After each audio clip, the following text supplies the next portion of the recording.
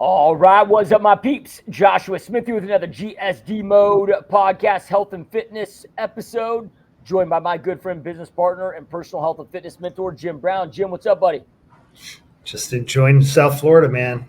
It's Yeah, a rainy season, so yeah, we've been looking forward to getting some rain, but loving it.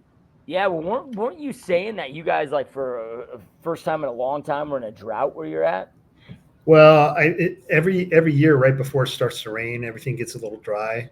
But yeah, we heard people, that live in HOAs and stuff. They were on watering restrictions and all that stuff.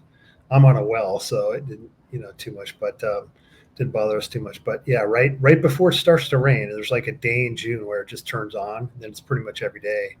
But right up until that day, stuff gets a little dry. The lakes are down, all that. Alligators are looking extra big because there's less water. But Yeah. it's good stuff, man. Yep. All right, man. Well, I'm excited for today's topic. So today we're going to talk about tracking. We're going to break down different ways to track. And really, I guess tracking is multifold, right? Because we got, tracking the activity that we're doing. But then we also have tracking what we're consuming, what we're putting in our mouth. And just like all things, what's tracked, what's measured, gets paid attention to, helps influence behavior. But it's the only way to go out there and actually, get predictable results. Um, but it's something that gets neglected massively when it comes to health and fitness. I know we were just talking before we hit the record button. I was listening to the PhD going through a bunch of research on this, that, and I don't know if they were involved in the studies or if they were just referencing the studies, but they were like, when they were surveying the average person about how many calories they eat on a daily basis, the average person was off by 40%. So they're eating 40% more calories than they thought that they did. And I just, as you know, I just recently started, weighing and measuring all my food. And I mean, it's been probably 25 years since I've done that, but even with that, it's like I find myself, it influences my behavior on a massive front. Like, meaning, like, okay, I'll be thinking about, well, man, should I eat that? Nope, dude, that's going to take 40 of my calories away. I'm going to wait for this, but it is shocking of when you identify and realize how many calories are in each and every single meal. Oh yeah, man. I mean, I'm at my puffiness level right now, and for the last 3 days, I've been tracking my food, entering it into an app to make sure, because it keeps me straight. I mean, it's to your point. I was going to have another coffee today with some cream in it or milk or whatever. And I was like, man, that's that's some calories I don't really want to put in the tracker. So, black coffee it is. But all that stuff adds up. And, eventually that's where I go with all my clients because we got to go there, and then even me, who's I would call myself very qualified to, portion my food out. I'm off. I recheck myself. I recalibrate myself, especially when I'm trying to tighten down. And it just happens. I mean, you get slippery, and those calories start to sneak in, and then all of a sudden you're puffy again. Yeah. So when it comes to, and I don't know if you have a preference of hitting when we're talking about tracking with food or activity first. But I guess since we started with food, maybe we'll go there because it is, I thought I was pretty good at eyeing food, but then I realized, okay, I'm really not good at eyeing it, right? Like an Yeah. example, like, dude, it is, at least for me, maybe you are different, but I really can't tell the difference by eyeballing of a cup of rice versus a cup and a half of rice. But that difference per meal could definitely spill me over into a surplus out of a deficit. And then now that can just throw off my entire goals. Oh yeah. Subconsciously, my cup of rice always turns out to be two or two and a half. Yep. It just does, and that's why you got to be honest with yourself, and that's why I go back to tracking because that's the only way that I know for sure I'm going to clamp down and then kind of recalibrate my size, my portion sizes, and help me if I don't do that, and I just try to, eyeball the food and make sure to think that I'm in a deficit.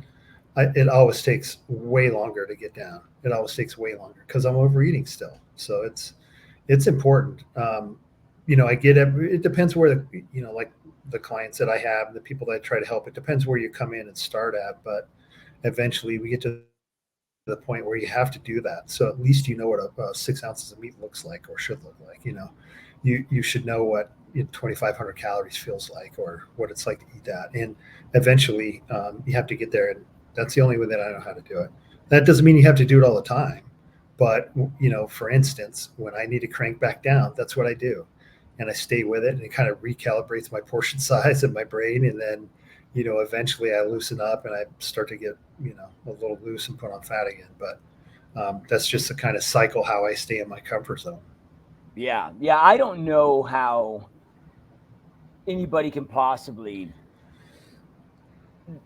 hit a daily caloric count if they're serious about this without tracking.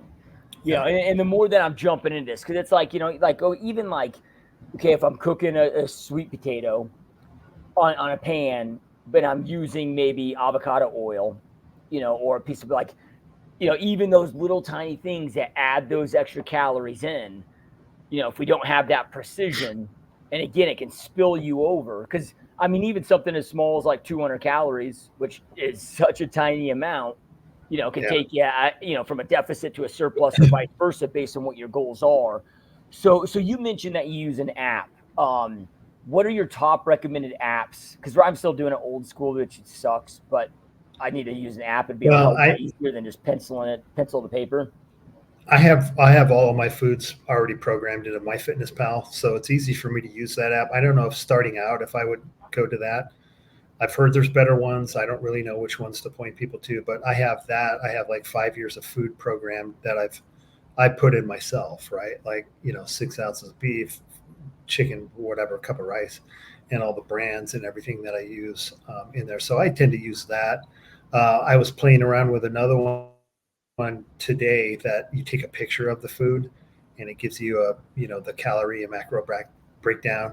And I checked it against lunch and dinner. It was pretty close, but that one you pay for.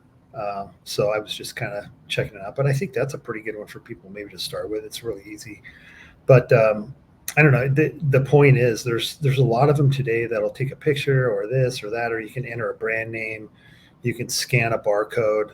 It's getting easier and easier. And even Chat GPT, I've typed in, hey, I ate 6 eggs with 2 ounces of cheese. What's the calorie breakdown and macro breakdown? And it'll spit it out for you. So it's never been easier to determine that.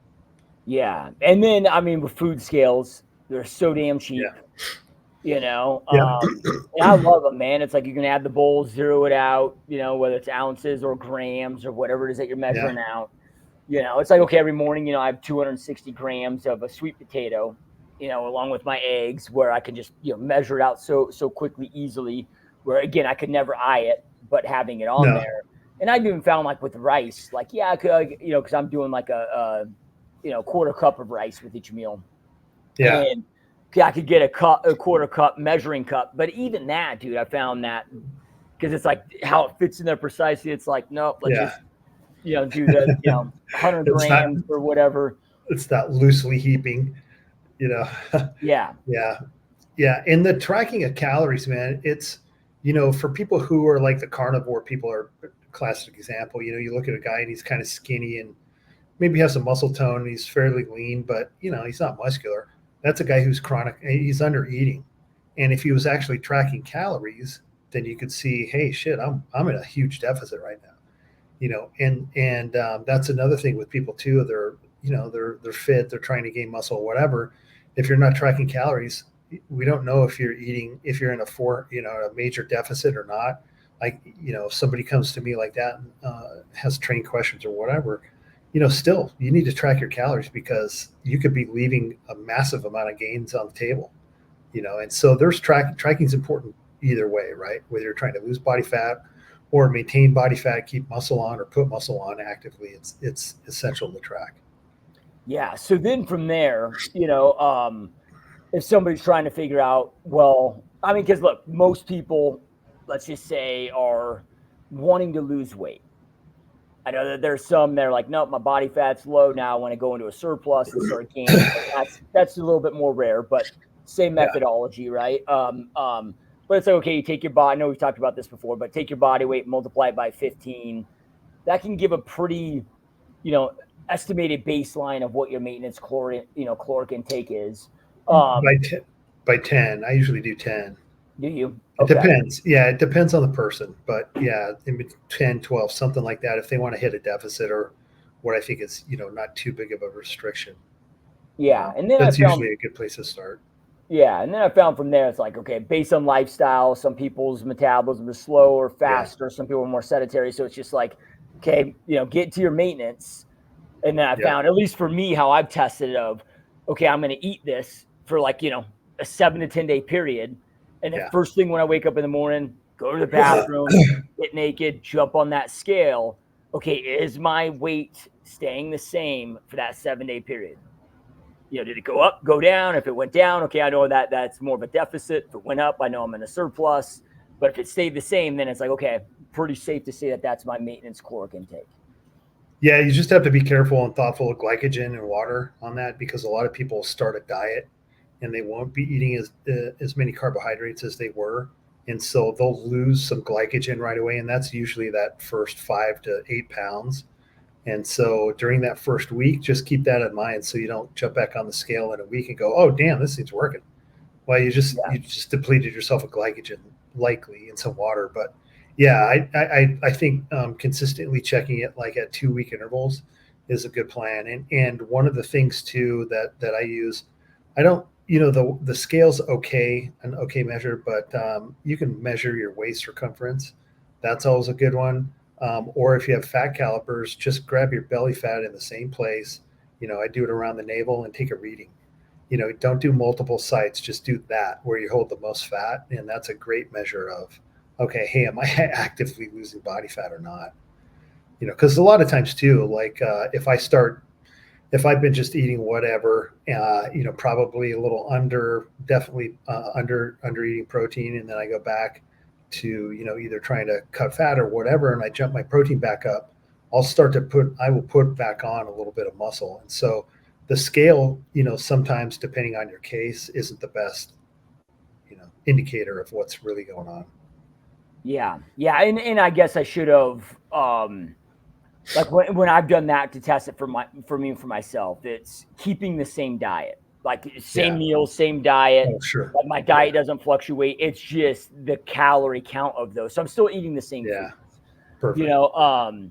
because I figure, it can be hard, man, and I know we're going to talk about wearables, but it's like I've tested a lot of different wearables, but I haven't found any that I would rely on of what they say for the calorie expenditure burn. Yeah, I think that's true, man. Whenever I've worked with people and in my experience, if you put in that, calories expended during the workout and try to consider that and factor that in, it's never right. Yeah, like this morning, okay, I my weight training session was 90 minutes, and it said that I burned 702 calories. Which I know that there's no way in hell I burned 702 calories in a 90-minute That's a weight lot. Yeah, right. That's a So, lot. I mean, maybe if I went out there and ran for an hour and a half, freaking straight, maybe. Okay, so then from there, and I know again we've talked about this before, but we're talking about measurements.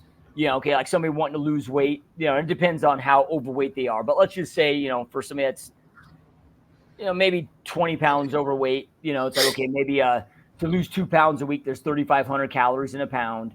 So that would be okay. You got your maintenance phase of what your maintenance daily caloric intake is. Then if you subtract that by 500 calories per day, back that out, okay, then you'd be consistently, losing about 2 pounds roughly per week. And even when I was, morbidly obese and going through that, my 100-pound weight loss journey, I stuck to that 2 pound a week, just because it was manageable I'll go to the extreme where I could manage hunger pains. It wasn't so extreme where it was like you start getting to 1,000-day, like I'm in 1,000-day caloric deficit right now. Because I'm like, all right, screw it. I've just got, few extra percentage of body fat. I'm like, let me just fast forward this, you get this off, so then I can just get back into more of a maintenance. But it's like, man, that is a big jump for most people. Like I'm having to battle through some crazy hunger pains right now. Yeah, it is, man. I mean, even 2 pounds, depending on how fat you are, 2 pounds a week is pretty aggressive. And it depends, again, what you're doing, experience level. But Yeah, I mean, a pound to a pound and a half, maybe 2 pounds. If you're 20 pounds overweight to 25, that's not too aggressive, but it should be manageable, you know.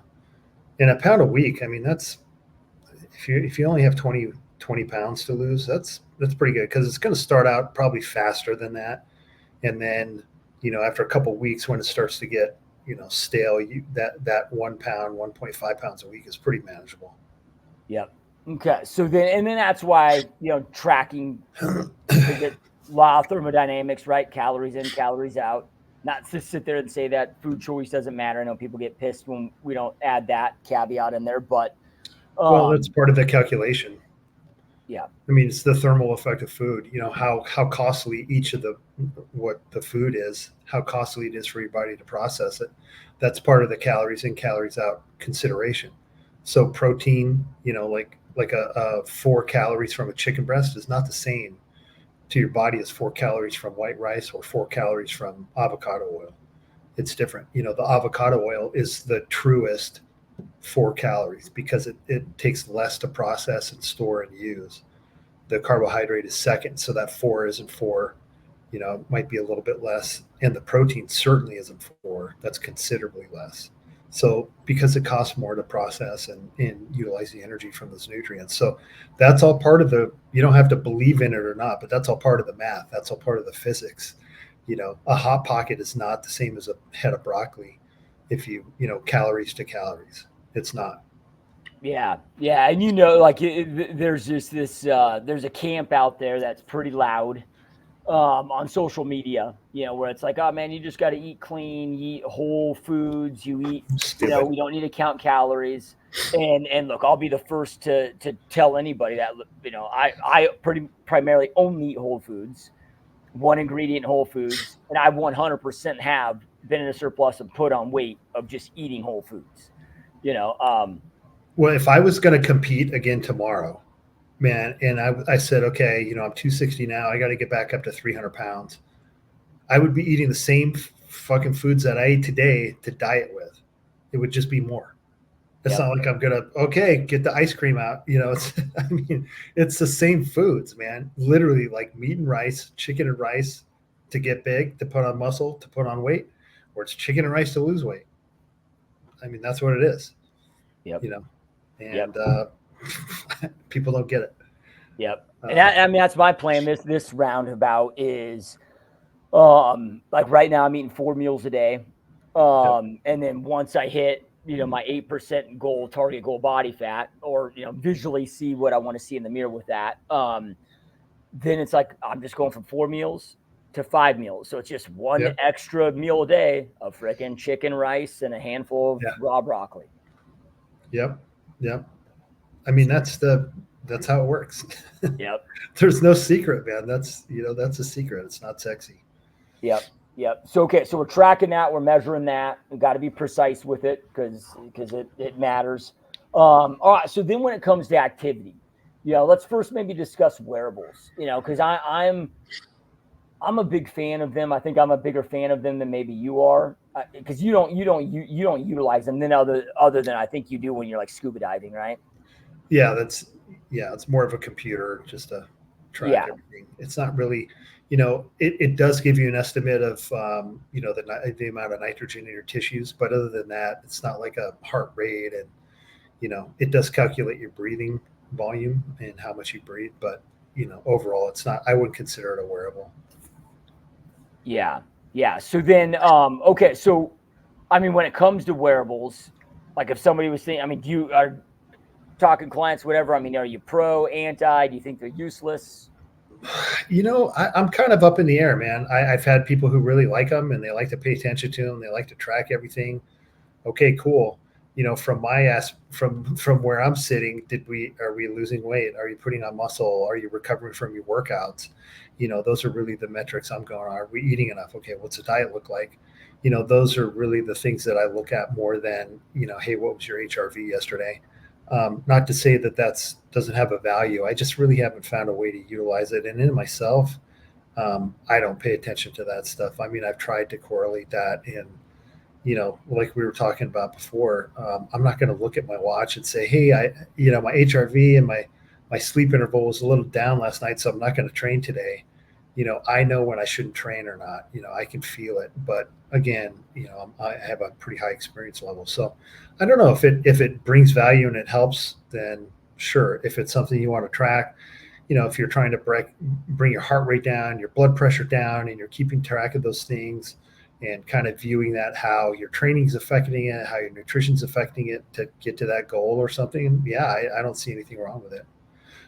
Like we talked about the estimation of expenditure of calories. I think those numbers aren't ever really right. But other than that, yeah, if you're getting information out of it, and moving forward, like in medicine, I think that those wearables are going to become more of an integral part of you seeing what I think is going to be an AI doctor, where they're going to load all that information in. They're going to load all your blood work, all your markers, and consider all of those and come up with recommendations or guidance on what you should do.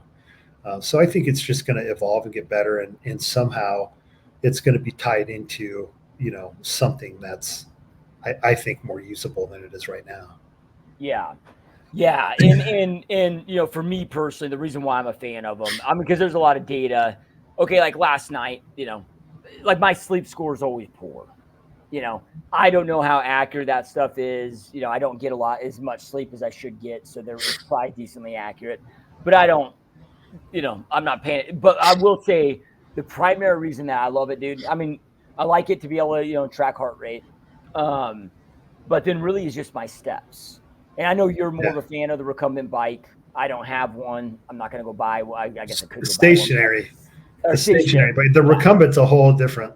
I give up on life deal. You're actually sitting in a chair. Okay, stationary bike. So, but for me, it's steps, just because it's so workable. Where I'm on sales calls all day. I can and it's like, okay, I'm going to get in my 10,000 steps every single day. But when I'm wearing it, I'm tracking it versus I'm not tracking it. Like again, it influences my behavior. Make sure I get it in. And then if I ever have a day where I'm a little bit short, because again, just like tracking your food, it's like, how would I know if I got 10,000 steps in a day or not? Whatever your step count daily goal is.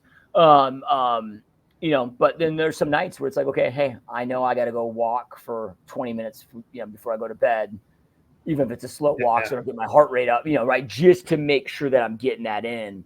And that application, I think, is fantastic, right? That's what I think that's appropriate. I think that's a great goal and a way to track that. When it gets back to like sleep quality, oh man, I didn't sleep too good last night. I'm not going to train until I sleep good again. I don't know how valuable that is, man, really. But again, I don't use it. I've tried to correlate that with, how I'm feeling and how my recovery is.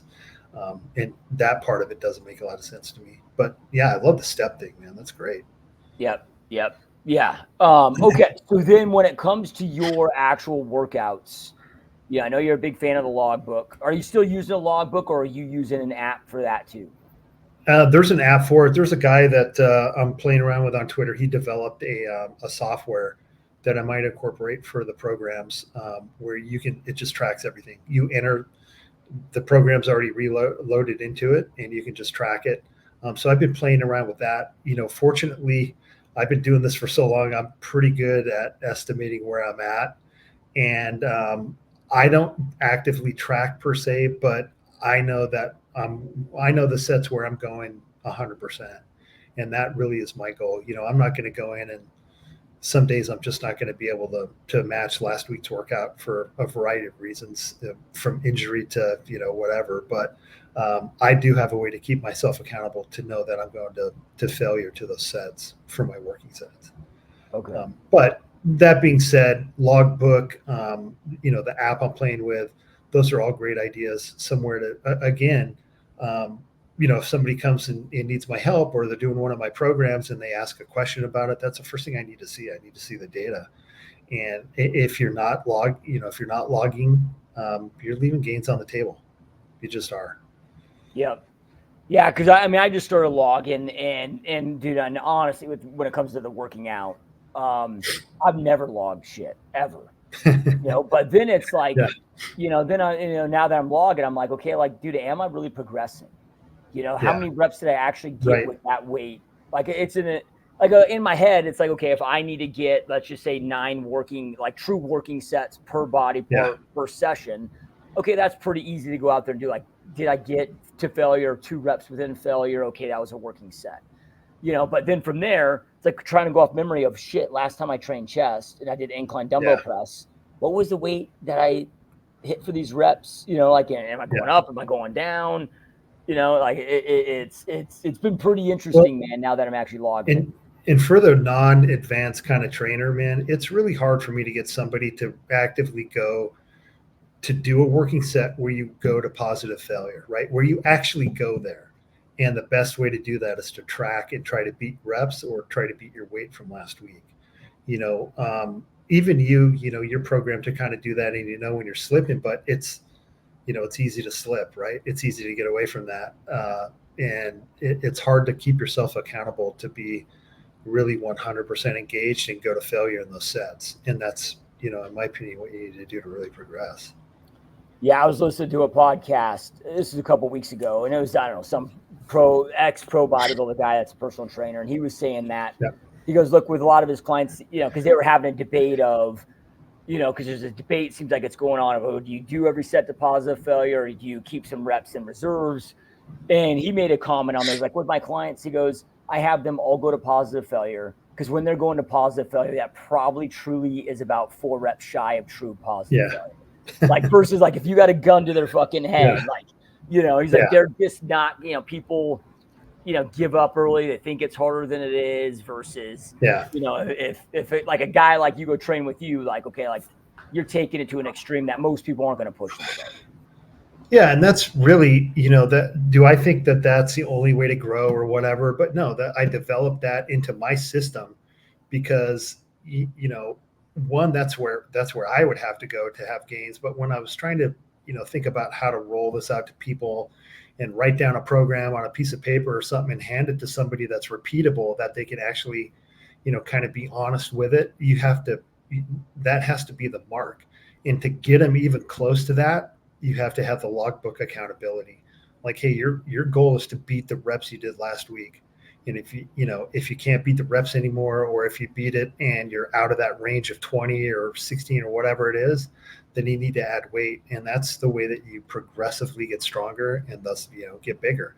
But that's the universal kind of way to keep people honest, is like, you're going to do it until you can't do it anymore. And the more honest you are about that, the better results you're going to have. But yeah, I totally agree, man. When you're training, especially somebody that you're training, in the gym, yeah, man, positive failure to them is probably 4 or 5 short. Yep. There's a few individuals that I remember training that, when we went to positive failure, it was failure. But, those were guys who, we worked with real hard to get to that place. But and those are guys who really wanted it too. So. Yeah. Yeah. And I get it. Like all this stuff's a pain in the butt, but, I look at this of, if you're really serious about progress, the more precision that you can have and that you take with this stuff, the more progress that you're going to make. Yeah, man. Yeah. Just like, the diet, like the guys who they eat the whole food diet guys, the reason that they're having luck with it is because if they're not tracking calories, they're under eating, period. I mean, there's no other way to do it. You're either under eating and non-realizing gains that you could have, or you're overeating and putting on body fat. That's it. There's no in between. Yep. Nobody's just eyeing it and being perfect. If they say they are, then you could be eating more, I bet. And if you ate more, you would grow and recover better. Yeah. So then, all right. So because I got some other questions for you, but any other things that you want to hit on when it comes to tracking that maybe we didn't bring up or that are important for everybody to know? No, man, everybody that I've ever worked with that wasn't completely brand new, that has an idea of how to diet or has been working out for a little bit. Every time that you get somebody accountable and have them write and log their food, the magic starts to happen. Somehow things start to happen because for whatever reason or another, they're overestimating their food. They're overestimating what they're eating. And that's the way to do it. That's the only way that I know how to really do it. And I'm not talking about you're a fat guy and you just eat three whole food meals a day and you start dropping body fat. I mean, you're in a calorie deficit. But eventually, if you want to have muscle mass on, if you want to really dial down or whatever, you're going to have to track calories because it's not going to be that easy of a deficit to get to, to estimate. But yeah, it's just like anything else. Same with the workout, man. If you're truly wanting to progress, and that to me looks like progressive overload over time, then you have to have a way to be accountable. And either that is that your mind is trained that you can go to that place and you can do an honest, 2, 3, 4, 6 working sets per body part in an interval where you actually are going to positive failure. Okay, maybe you don't need a log, but everybody else does. So that's why we do it. Yep. Yep. Okay. So then, is there any reason or anything to that I mean, on the podcast, you talk a lot about a gram per pound of body weight, of protein. Is there is there any benefit to consuming more, or is that just kind of extra calories, spillover waste? For and the reason why I'm bringing this up, dude, is okay. There's this I don't know, it's like hostage. It's that Fowid. I can't remember his name, Fowid something, but he's got this podcast and he was the ex pro bodybuilder, brings all these other bodybuilders, and you got these pro bodybuilders, and they're talking about how they kind of all take in like 1.5 grams a pound per or protein per pound of body weight. But I'm listening to that, and I'm like, okay, well, number one, I'm not a pro bodybuilder. I'm not on the drugs that those guys were on. I don't have the genetics that they have to be just crazy hyper responders. So like for a guy like me, like if I'm fluctuating calories up or down for any reason, does it ever make sense to be above a gram per pound, or would that just be kind of wasted? Well, I'll give you some incidents.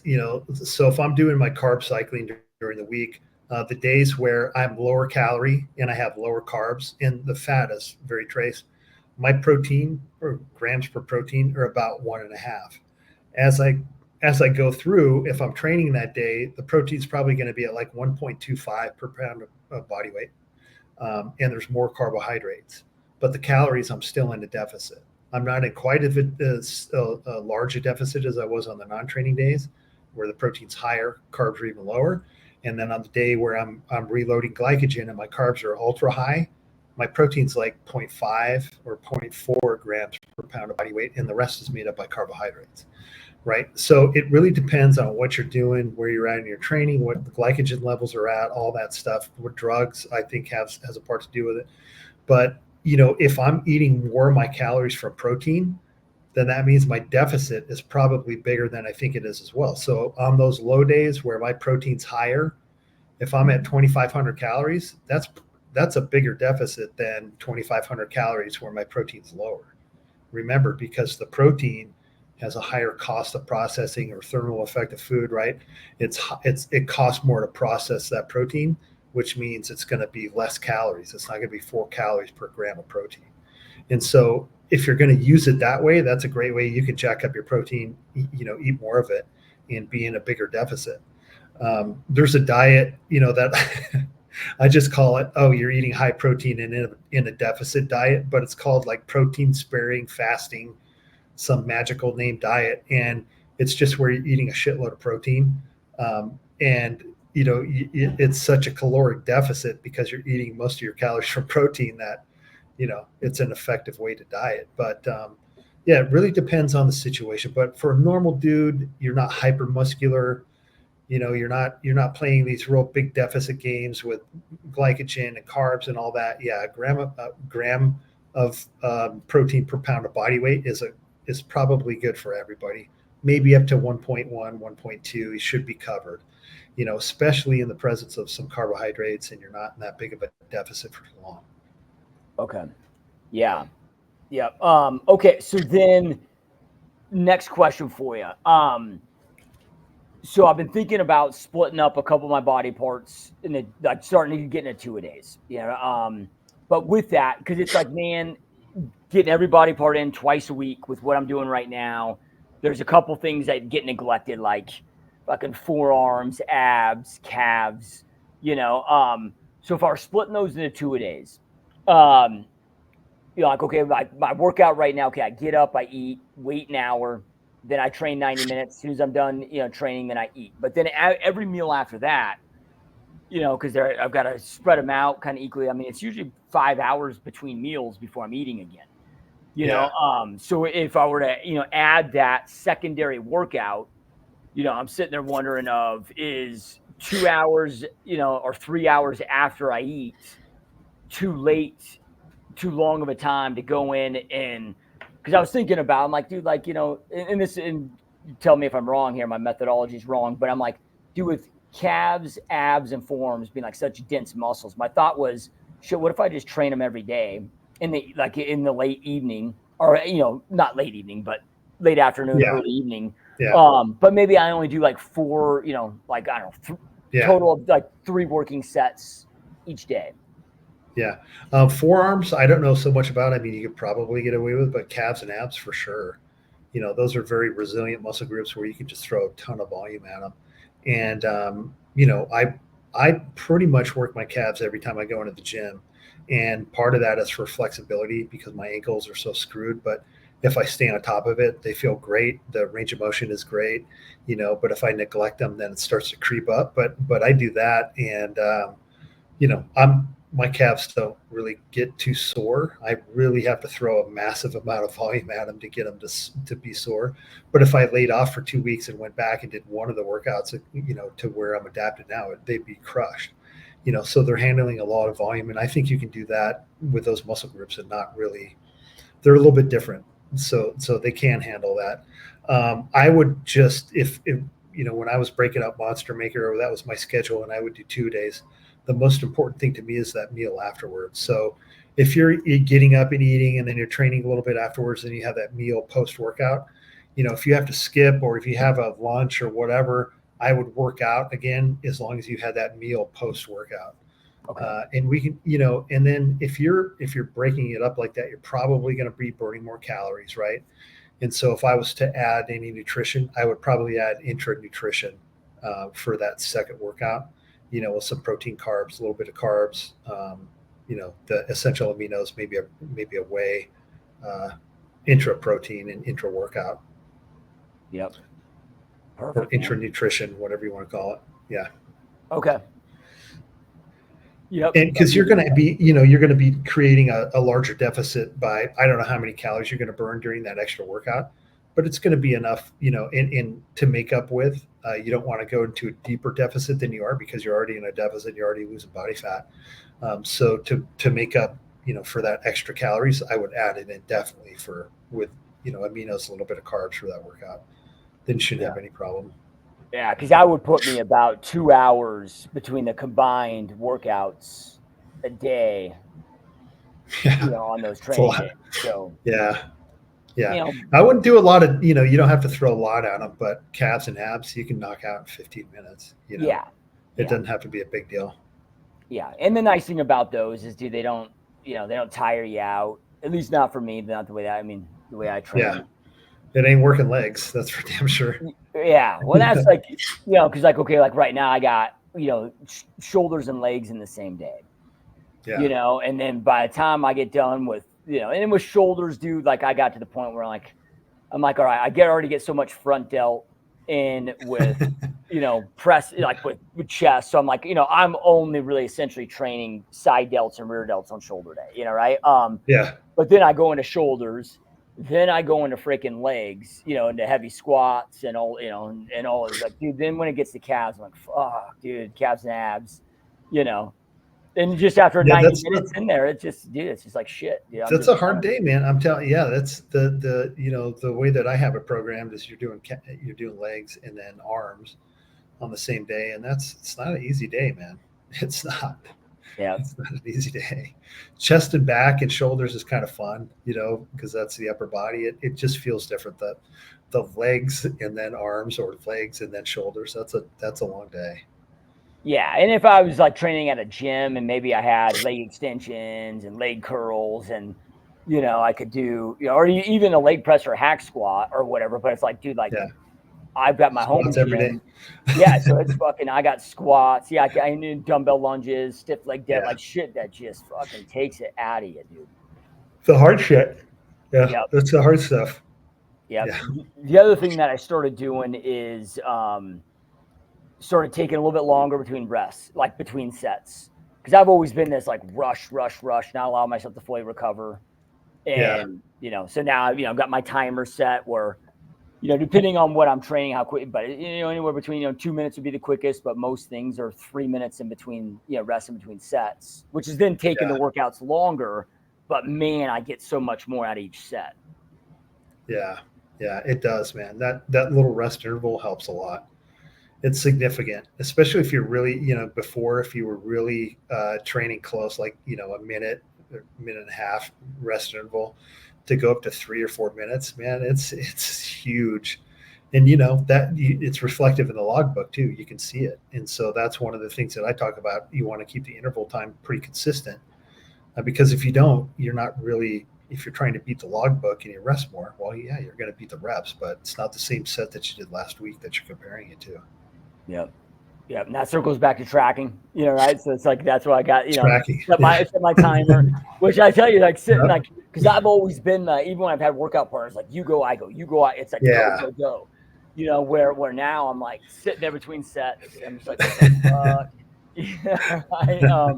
Yeah. But again, it's, I don't know, it's feeling good and just something that I haven't forced myself to actually take. I've never even taken like usually it'd be a minute max, right? Yeah. So I'm interested to see what the result difference would be. I mean, I'm definitely fucking stronger, definitely Oh, getting yeah. better sets. Yeah. Well, you're going to, just from the carbs, I think, of course, the training is going to definitely help, but I think your diet is going to net you some real serious gains, because when you're in the absence of training with glycogen for so long, I think you're going to have a real good result. You'll be happy with it. Yep. Not only the pumps and not only the energy, but you're going to put on more muscle. Yep. That's the goal, man. That's the goal. So, yep. So we all want. All right, man. Well, any last thoughts, words before we wrap things up here? No, man. I really good episode. It's tracking is something that always comes up. One of the things that somebody, if I'm trying to, or they ask for help with their diet, or we're going to start, I'm not a guy that just writes down stuff and hands you a diet. I kind of like to teach people and discover with them what foods work for your body. It's probably going to be meat and simple carbohydrates and a few types of vegetables, but we kind of discover that. And then, they always ask, well, am I going to have to track calories? Well, yeah, we're going to have to, at least initially. And then you're going to find, kind of a way of life, or, depending on what your goals are, but you're going to have to go back and always check yourself with it. You're always going to have to. And that's something that you're going to be doing the math in your head if you're going to be keeping track of it. And, there's apps, there's a bunch of ways to do it. You can buy pre-made food. You can make the same things every time. You can prep your meals so that that's a 350 calorie meal, whatever. But you have to keep track of it. And really, if you're not, then you're under eating and you're not really maximizing your muscle and training. And if you're not, if you're overeating, then you're putting on body fat. So it's the only way to really manage it. And that's the first thing that a lot of people ask. Am I going to have to do this forever? Well, I mean, it depends, Are you going to have to eat, probably the same foods that you discover work really well in your body for the rest of your life? Well, if you want to maintain a certain look and health, I think that's true. You're going to have to. So sorry, guys. Yeah. Well, it's no, business coaching clients. First thing I have them do is get their tracking system in place and get that dialed in. And I'm like, look, dude, if you are not tracking your data, if you're not tracking your numbers, you are creating so much insane resistance. You're going to have problems that you can't solve. And the probability is greater than not that you're going to fail, and same thing there. Well, how long do I got to track for? Well, how long do you want to be in business for? From day one till the day that you freaking, go through an acquisition, sell, retire. But until that day, you are tracking every data point inside your business that you need to track, because it's the only way you can make smart decisions. Same thing in the health and fitness front of it. If you want to take it to that next level. Well, even I had a guy that reached out, and he's like, "Oh no, I eat good. I don't do this, I don't do that, but I'm kind of skinny fat." I was like, "All right, man, let's just, why don't you just write down what you eat for a while?" He started writing down. I was like, "Okay." that look good to you? Does that look what you first described to me, that you're eating high protein, you're eating pretty good? He's like, well, now that I look at it, you probably cut this out. I go, okay, let's just do the calories on this. And, same thing. Oh my God, half of my calories are coming from fat. Yeah, man. Yeah, that's really not doing you a lot of good. So let's change this and this and this. And then, he had just sent me a picture of himself maybe 2 weeks, maybe a month ago. And dude looks completely different. He went from skinny fat, puffy to looks like a leaner, muscular guy. And he's like, oh, my training's crazy and all this. But same thing, that always happens. No, I'm eating pretty good, just like we started the podcast out. No, I'm eating pretty good. Yeah, my diet's clean. Okay, man, let's just log the food. Let's see where we're at. And then, oh God, okay. Yeah, I didn't know it was that bad, every time.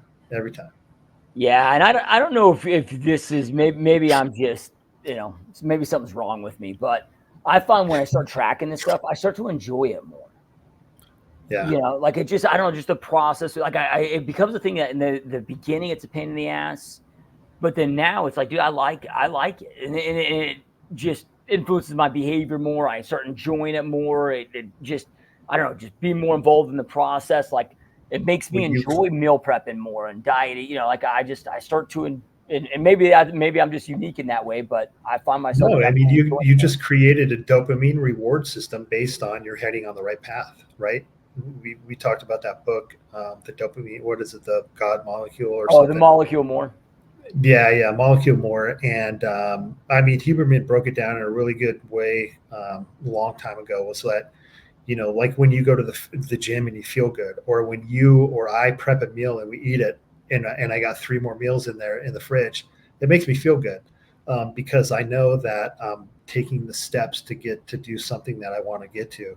It's not that instant gratification, bought a new toy reward. It's that I get a dopamine reward because I know I'm taking the steps to get to a goal that I want to achieve. And that's exactly what that is, man.